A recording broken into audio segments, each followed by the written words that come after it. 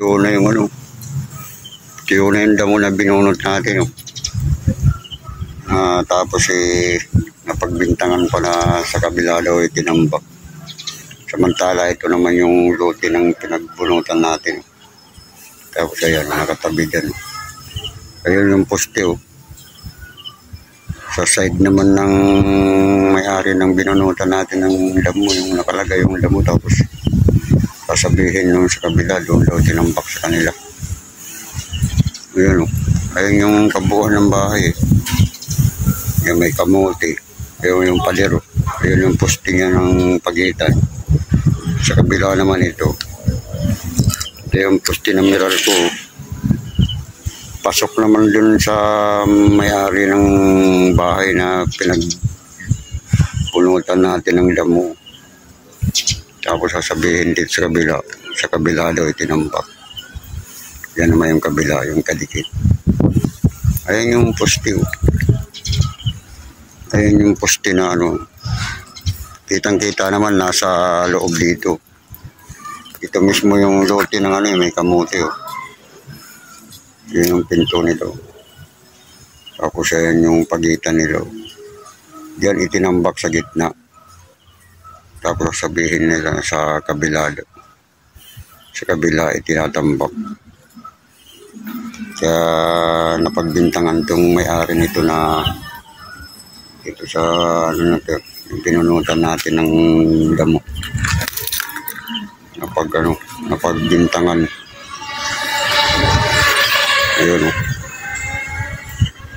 pagbintangan nila. Kasi doon daw itinambak samantala. Ayan yung poste ng Meralco. Ayan, ayan yung pagitan nila. Ayan yung pagitan ng poste doon sa kabila ng bahay nila at saka dito sa Meralco. Ayan diba? Kung titingnan mo dito sa kanilang tapat, ayan nasa loob naman nasa loob yung damo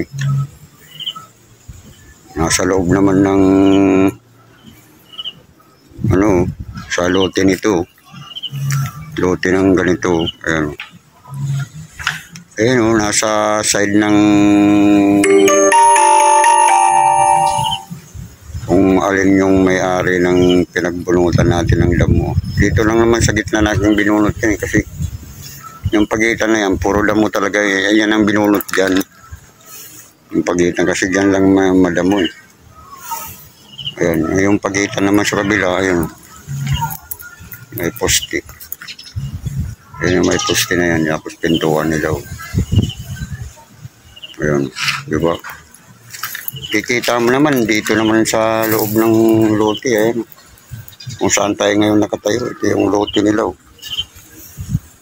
Ayan yun yung lote nila doon. Tapos yung poste na pagitan na tapos dito naman sa pagitan din ayan kaya sasabihin nila doon daw tinambak sa kanila. Hindi naman dito naman ayan ito yung lote talaga ng pinagbunutan ng na yan damo na yan Tapos sabihin nila tinambak doon sa kanila. Yan Kitang-kita naman na sa loob naman ng lote ng may-ari dito. Sa lote na ito sa may mga kamutihan. Ayan Ayan yung hangganan nila yung poste na yan diba?